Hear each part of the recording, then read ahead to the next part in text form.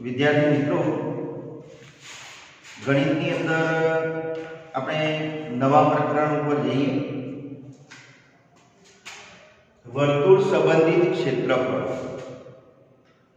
આમ તો ધોરણ 9 ની અંદર તમે વર્તુળ વિશે ભણી ગયા છો. એના વિશે ઘણો બધો તમને ખ્યાલ પણ છે. ત્રિજ્યા, વ્યાસ, જીવા આ બધું તમે ભણેલા છો. કોઈ પણ વર્તુળ હોય,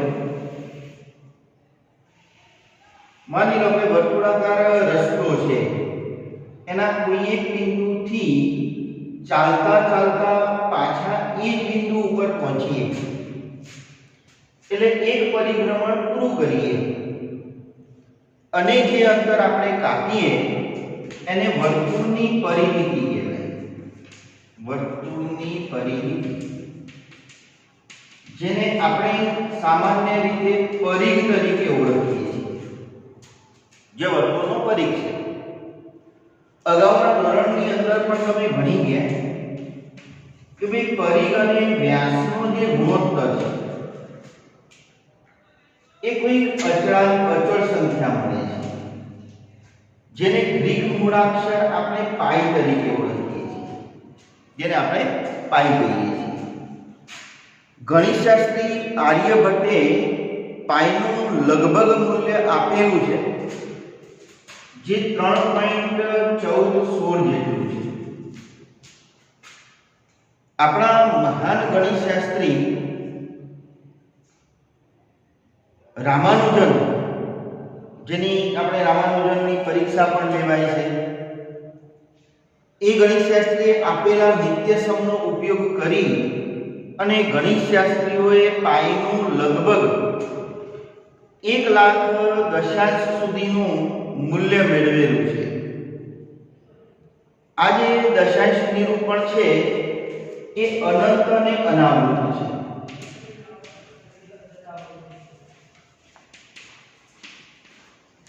એટલે દશાંશ ચિહ્ન પછીની સંખ્યાઓનું પુનરાવર્તન થતું નથી. એટલે પાઈ એ અસમય સંખ્યા છે એવું આપણે કહીએ છીએ. સામાન્ય રીતે દાખલાઓની ગણતરીની અંદર પાઈનું મૂલ્ય આપણે 22 અથવા તો 3.14 લઈએ છીએ. અને મોટે ભાગે જો રકમની અંદર પાઈનું મૂલ્ય આપેલું ના હોય તો આપણે 22 લેતા હોઈએ છીએ. અને જો પાઈની કિંમત 3.14 આપવાનું લેવાનું કહ્યું હોય તો આપણે 3.14 પણ લેતા હોઈએ છીએ. અગાઉના ધોરણોની અંદર તમે વર્તુળના પરિઘનું સૂત્ર પણ ભણેલા, એનો વ્યાસ પણ ભણેલા. ભાઈ વ્યાસ બરાબર 2r, સંકેત આપણે d વાપરતા.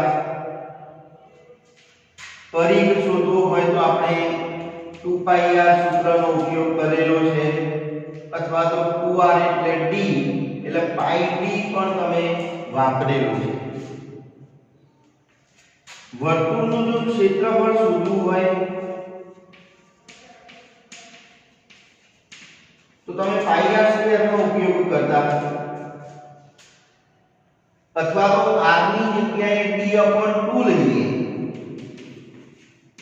તો d/2 નો વર્ગ લેવો પડે તો આપણને મળે πd²/4. એટલે આપણે કાં તો πr સ્ક્વેર વાપરવો પડે અથવા તો વ્યાસ જો આપેલો હોય અને આ સૂત્ર વાપરવું હોય તો પણ આપણે વાપરી શકીએ. એટલે વર્તુળના ક્ષેત્રફળ માટેના આ રીતના સૂત્રો આપણે ભણેલા છે. અહીં આગળ માનો કે વર્તુળનું કેન્દ્ર હોય અને વર્તુળના કેન્દ્રમાંથી તમે પસાર થતી જીવા દોરો, જેને આપણે વર્તુળનો વ્યાસ કહીએ છીએ. વ્યાસ વર્તુળનું 2 સમાન ભાગમાં વિભાજન કરે છે. દરેક ભાગને આપણે અર્ધવર્તુળ કહીએ છીએ. એટલે આ એક ઉપરનું અર્ધવર્તુળ છે અને એ જ રીતે આ નીચેનું અર્ધવર્તુળ છે. માનો કે આપણે અર્ધવર્તુળની પરિમિતિ શોધવી હોય, અર્ધવર્તુળની પરિમિતિ, તો અર્ધું વર્તુળ એટલે અર્ધ પરિઘ વર્તુળનો વર્તુળનો અર્ધ પરિઘ એટલે આખા પરિઘને અડધો કરવો પડે એટલે 2πr ભાગ્યા 2 અને વત્તા વ્યાસ એટલે 2r અથવા તો d બે ઉડી જાય એટલે આપણને અર્ધ પરિઘ મળે πr વત્તા 2r r કોમન કાઢવા હોય તો પણ નીકળે π + 2 વધે એ જ રીતે અર્ધવર્તુળનું ક્ષેત્રફળ શોધવું હોય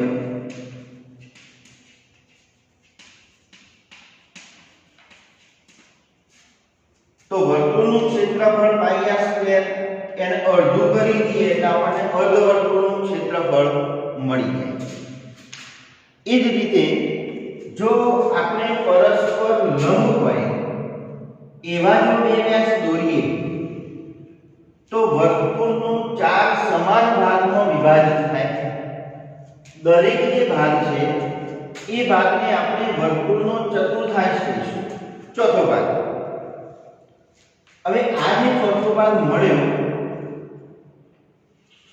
આનું જો મારે ક્ષેત્રફળ શોધવું હોય તો આખા વર્તુળના ક્ષેત્રફળને મારે 4 વડે ભાગવું પડે એટલે ચોથો ભાગ મળે તો ભાઈ વર્તુળના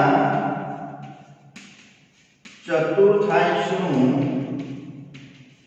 ક્ષેત્રફળ તો આખા વર્તુળનું πr² અને એને 4 વડે ભાગી નાખીએ એટલે ચોથા ભાગનું ક્ષેત્રફળ આપણને મળી જાય આ તો આપણી ત્રિજ્યા થઈ જાય આ પણ ત્રિજ્યા થઈ જાય અને જો મારે આની પરિમિતિ શોધવી હોય તો r + r તો ખરા અને આ ભાગ જે છે વર્તુળનો ચોથો ભાગ છે એટલે આખા વર્તુળના પરિઘને હું 4 વડે ભાગું એટલે આની લંબાઈ મળી જાય તો જો પરિમિતિ શોધવી હોય તો પરિઘને 4 વડે ભાગીશું એટલે આ ભાગની લંબાઈ આપણને મળશે ચાપની લંબાઈ અને વત્તા 2r એટલે 2 * 4 એટલે πr/2 + 2r આટલી પરિમિતિ આપણને મળે તો આ બધા જે સૂત્રો છે એને થોડુંક આપણે ધ્યાનમાં રાખીશું જ્યાં જ્યાં જરૂર પડે ત્યાં આપણે એનો ઉપયોગ કરતા રહીશું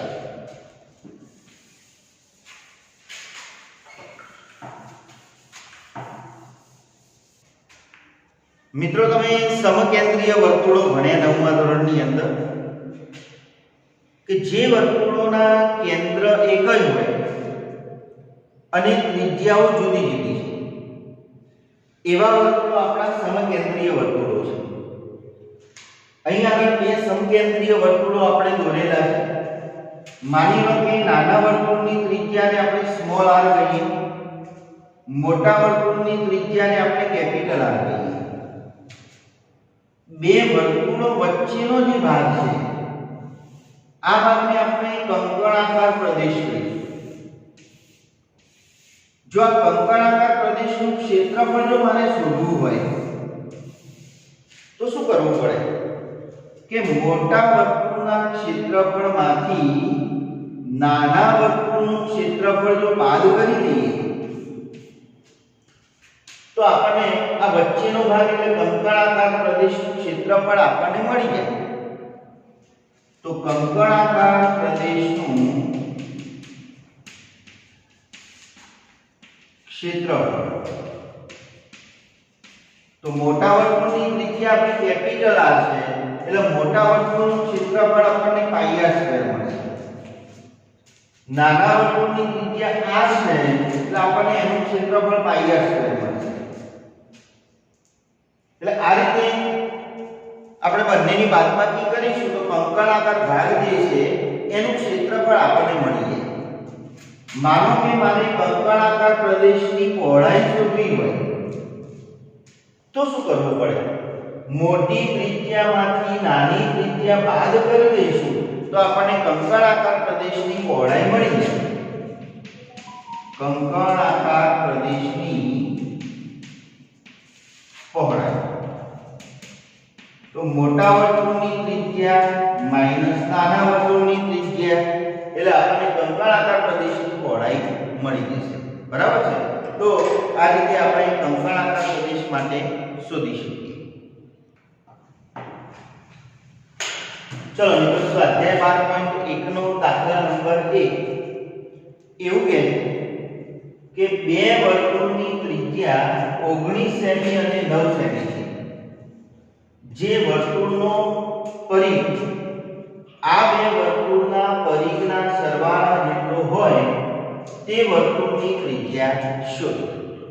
એટલે એવું કહેવા માંગે છે કે આપણને બે વર્તુળોની ત્રિજ્યાઓ આપેલી છે. આ બંને વર્તુળોના પરિઘનો સરવાળો કરીએ એટલો પરિઘ ધરાવતું બીજું એક મોટું વર્તુળ છે અને એ મોટા વર્તુળની ત્રિજ્યા આપણે શોધવાની છે. માની લો કે અહીં આગળ જે નાના વર્તુળની ત્રિજ્યાઓ આપેલી છે એને આપણે r1 અને r2 એવા સંકેતો આપી દઈએ. હવે આનો પરિઘ અને આનો પરિઘ બંનેનો સરવાળો કરીએ એટલો પરિઘ ધરાવતું એક મોટું વર્તુળ છે. એટલે પહેલા તો આપણે આ બંનેનો પરિઘનો સરવાળો શોધી કાઢીએ કે ભાઈ બે નાના વર્તુળોના પરિઘનો સરવાળો એટલે 2πr1 2πr2. આનો પરિઘ 2πr1 આનો પરિઘ 2πr2. 2π તો બંનેનો કોમન છે એટલે કાઢી લઈએ એટલે બાકી કૌંસમાં વધ્યા r1 r2. r1 અને r2 આપણને આપેલા છે એટલે r1 એટલે 19 r2 એટલે 9 એટલે 19 ને 20 ને 8 28 એટલે 28 * 56 પાઈ સેન્ટીમીટર. આટલો આપણને સરવાળો મળવાનો. હવે આપણી જોડે એક મોટું વર્તુળ છે એનો પરિઘ કેટલો છે તો આ સરવાળો એટલે આટલો છે. હવે માની લો કે જે મોટું વર્તુળ છે એની ત્રિજ્યા કેપિટલ R છે. મોટા વર્તુળની ત્રિજ્યા કેપિટલ R. હવે આનો પરિઘ કેટલો છે તો આ બંનેના પરિઘોના સરવાળા જેટલો. એટલે મોટા વર્તુળનો પરિઘ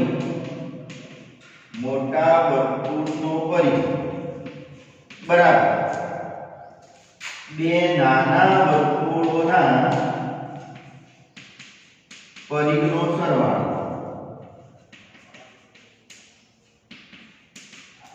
ચલો મોટા વર્તુળની ત્રિજ્યા કેટલી છે r તો આનો પરિઘ શું થશે તો 2πr. બે નાના વર્તુળોના પરિઘનો સરવાળો કેટલો મળ્યો તો 56 પાઈ. આપણે કેપિટલ R શોધવો છે એટલે 2r ને અહીંથી છેદમાં લઈ લઈએ એટલે 56 ભાઈ ભાગ્યા 2π તો પાઈ પાઈ ઉડી ગયા 28 * 56 એટલે કેપિટલ R બરાબર 28 સેન્ટીમીટર. આનો મતલબ એ થયો કે મોટા વર્તુળની ત્રિજ્યા કેટલી હશે તો 28 સેન્ટીમીટર. બરાબર 19 તારીખ શનિવાર હતી. ચલો મિત્રો દાખલા નંબર 2 એવું કહે છે બે વર્તુળની ત્રિજ્યા 8 સેમી અને 6 સેમી છે. જે વર્તુળનું ક્ષેત્રફળ આ બે વર્તુળોના ક્ષેત્રફળના સરવાળા જેટલું હોય તે વર્તુળની ત્રિજ્યા શોધો. આગળના દાખલામાં જેમ પરિઘોનો સરવાળો આપેલો હતો એ રીતે અહીં આગળ ક્ષેત્રફળોનો સરવાળો આપેલો છે. તો 8 સેમી વાળા વર્તુળનું ક્ષેત્રફળ અને 6 સેમી વાળા વર્તુળનું ક્ષેત્રફળ આ બંનેના ક્ષેત્રફળોનો સરવાળો કરીએ એટલું ક્ષેત્રફળ ધરાવતું એક મોટું વર્તુળ છે અને એ મોટા વર્તુળની ત્રિજ્યા આપણે શોધવાની છે. તો માની લો કે આની ત્રિજ્યા આપણે r1 છે માની લઈએ. બીજી 6 સેન્ટીમીટરની જે ત્રિજ્યા છે એને r2 છે માની લઈએ. તો આ બંનેના ક્ષેત્રફળોનો સરવાળો શું મળશે તો ભાઈ બે નાના વર્તુળોના ક્ષેત્રફળોનો સરવાળો. શું મળે તો આનું ક્ષેત્રફળ પાઈ r1 સ્ક્વેર આનું ક્ષેત્રફળ ક્ષેત્રફળ પાઈ r2 સ્ક્વેર, પાઈ કોમન કાઢી લઈએ તો r1 સ્ક્વેર વત્તા r2 સ્ક્વેર, r1 એટલે 8 નો વર્ગ થશે, r2 એટલે 6 નો વર્ગ થશે, તો 8 નો વર્ગ 64, 6 નો વર્ગ 36, 64 વત્તા 36 100 પાઈ સેન્ટીમીટર સ્ક્વેર. એકમ તો તમે જાણો છો, ક્ષેત્રફળનો એકમ સેન્ટીમીટરમાં આપ્યો તો સેન્ટીમીટર સ્ક્વેર, મીટરમાં આપ્યો તો મીટર સ્ક્વેર, અથવા તો ચોરસ સેન્ટીમીટર, ચોરસ મીટર એવું પણ આપણે બોલીએ, પણ વર્તુળ માટે આપણે એવું સેન્ટીમીટર સ્ક્વેર અથવા તો મીટર સ્ક્વેર પણ લખીએ. ચલો હવે આ બંનેના ક્ષેત્રફળોનો જે સરવાળો છે એટલું ક્ષેત્રફળ મોટા વર્તુળનું છે. એનો મતલબ એ થયો કે મોટા વર્તુળનું ક્ષેત્રફળ બરાબર બે નાના વર્તુળોના ક્ષેત્રફળોનો સરવાળો.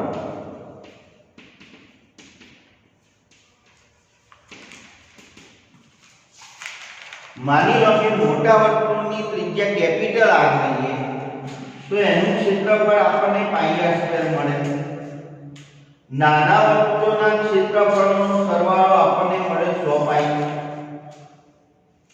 તો r સ્ક્વેર બરાબર 100 પાઈ ભાગ્યા પાઈ, તો પાઈ પાઈ ઉડી જાય તો બાકી વધ્યા r સ્ક્વેર બરાબર 100. હવે આપણે r શોધવો છે તો 100 10 નો વર્ગ કહેવાય, તો બંને બાજુથી વર્ગ કાઢો તો પણ ચાલે, અથવા તમે એવું પણ જાણો છો કે r બરાબર અહીંથી વર્ગ કાઢીએ તો આનું વર્ગમૂળ લેવું પડે. ચલો 100 નું વર્ગમૂળ બોલો છો. ખૂબ સરસ 10. એટલે આપણને મળી જશે મોટા વર્તુળની ત્રિજ્યા 10 સેન્ટીમીટર. એટલે આ રીતે આપણે એની ત્રિજ્યાને શોધી શકીએ. બરાબર. વિદ્યાર્થી મિત્રો, દાખલા નંબર 3 ની રકમ થોડીક મોટી છે એટલે મેં ફક્ત એની આકૃતિ દોરી છે. રકમ હું થોડીક જોડે વાંચતો જઉં છું. હવે બાજુની આકૃતિમાં તમને તીરંદાજીનું લક્ષ્ય કેન્દ્રથી બહારના ભાગ તરફ સોનેરી, લાલ, ભૂરું, કાળું અને સફેદ એમ 5 વિભાગમાં ગુણ લક્ષણ દર્શાવે છે. ગુણની ગણતરી માટે સોનેરી રંગ દ્વારા દર્શાવતા પ્રદેશનો વ્યાસ 21 સેન્ટીમીટર છે અને દરેક વિભાગની પહોળાઈ 10.5 સેન્ટીમીટર છે. ગણતરી કરવાના 5 પ્રદેશ પૈકી પ્રત્યેકનું ક્ષેત્રફળ શોધો. આ જે સોનેરી ભાગ આપેલો છે આનો તમને વ્યાસ આપેલો છે 21 સેન્ટીમીટર. આ જે દરેક કંકણાકાર ભાગ બને છે એ દરેકની પહોળાઈ તમને આપેલી છે 10.5 સેન્ટીમીટર. બરાબર. અને દરેક ભાગનું ક્ષેત્રફળ આપણે શોધવાનું છે. તો પહેલી વાત કરીએ તો સોનેરી ભાગનું ક્ષેત્રફળ શોધવું હોય તો આખું વર્તુળ છે નાનકડું, એનો વ્યાસ આપણને આપી દીધેલો છે 21 સેન્ટીમીટર. એટલે સોનેરી ભાગની જે ત્રિજ્યા છે એ આપણને વ્યાસને 2 વડે ભાગીએ એટલે મળી જાય અને એનો વ્યાસ તમને 21 આપેલો છે એટલે 21 સેન્ટીમીટર થાય. એટલે આનું ક્ષેત્રફળ શોધવું હોય તો સીધું વર્તુળના ક્ષેત્રફળથી શોધી શકીશું. હવે સોનેરી ભાગનું ક્ષેત્રફળ તો પાઈ r સ્ક્વેર. પાઈની કિંમત આપી નથી એટલે આપણે 22 લઈશું. ત્રિજ્યા આપણને 21 મળેલી છે એટલે 21 ગુણ્યા 21 કેમ કે વર્ગ છે એટલે 2 વખત કરવી પડે. ચલો હવે જે ઉડતું હોય એને ઉડાડતા એટલે 7 3 21 2 11 એટલે 33 ગુણ્યા 21 ભાગ્યા 2. 33 ગુણ્યા 21 ભાગ્યા 2 કરીશું તો આપણને જવાબ મળશે 346.5 સેન્ટીમીટર સ્ક્વેર ક્ષેત્રફળ છે એટલે સેન્ટીમીટરનો સ્ક્વેર. એટલે આ રીતે આપણને સોનેરી ભાગનું ક્ષેત્રફળ મળી ગયું. હવે આપણે લાલ ભાગનું જો ક્ષેત્રફળ શોધવું હોય તો આ લાલ જે ભાગ છે એ આપણો કંકણાકાર ભાગ છે. તો આનું ક્ષેત્રફળ શોધવું હોય તો આપણે ભણીએ કે આખું જે મોટું વર્તુળ હોય એના ક્ષેત્રફળમાંથી નાના વર્તુળનું ક્ષેત્રફળ આપણે બાદ કરવું પડે. તો એના માટે આ જે મોટું વર્તુળ બન્યું એની ત્રિજ્યાની જરૂર પડે. તો એની ત્રિજ્યા કેવી રીતે મળે? તો સોનેરી ભાગની ત્રિજ્યા તો આપણને ખબર છે. કંકણાકાર પ્રદેશની પહોળાઈ પણ આપણી પાસે છે. એટલે આની ત્રિજ્યામાં આ પહોળાઈ ઉમેરી દઈએ એટલે મોટા વર્તુળની ત્રિજ્યા આપણને મળી જાય. બરોબર? એટલે મોટા વર્તુળની ત્રિજ્યા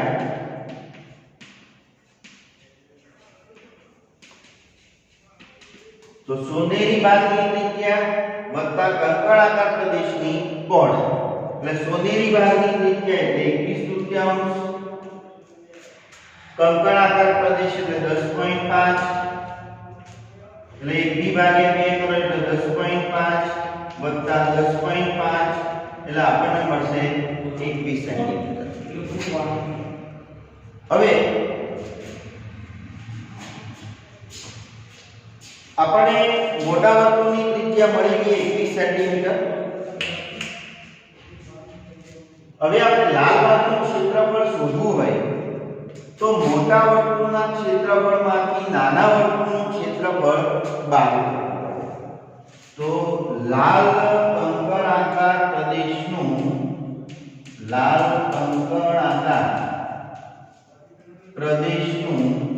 ક્ષેત્રફળ તો મોટા વર્તુળનું ક્ષેત્રફળ માઈનસ નાના વર્તુળનું ક્ષેત્રફળ. મોટા વર્તુળનું ક્ષેત્રફળ માઈનસ નાના વર્તુળનું ક્ષેત્રફળ. ચલો માની લો કે મોટા વર્તુળની જે ત્રિજ્યા છે એને આપણે કેપિટલ R કહીએ. તો એનું ક્ષેત્રફળ આપણને મળે પાઈ r સ્ક્વેર. નાના વર્તુળની ત્રિજ્યા r લીધી છે એટલે એનું ક્ષેત્રફળ મળે પાઈ r સ્ક્વેર. બંનેમાંથી પાઈ કોમન કાઢી લઈએ તો r square minus r square. પાઈની કિંમત આપણને આપી નથી એટલે આપણે 22/3 લઈશું. એટલે 22/3 અહીં આગળ મિત્રો a square minus b square જેવું છે. એના અવયવો તમે જાણો છો a plus b a minus b. એટલે આપણે સરળતા ખાતર આના અવયવો લખી દઈએ r plus r r minus r. તો 22/3 r કેપિટલ છે 21, small r 21/3, capital R 21 minus 21/3. અહીં લસા લો તો પણ વાંધો નથી અને લસા ના લેવો હોય અને પોઈન્ટમાં ફેરવીને બાદબાકી કરો તો પણ વાંધો નથી. ચલો લસા લો. લસા 2 થશે. 21 ના નીચે કશું નથી એટલે 1 કહેવાય.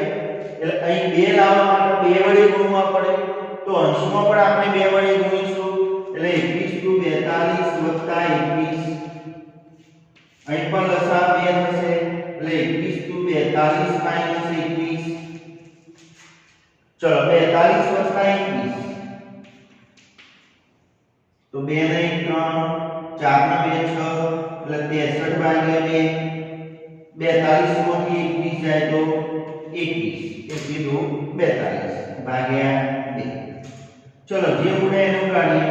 7 9 63 2 11 11 × 9 = 21/2.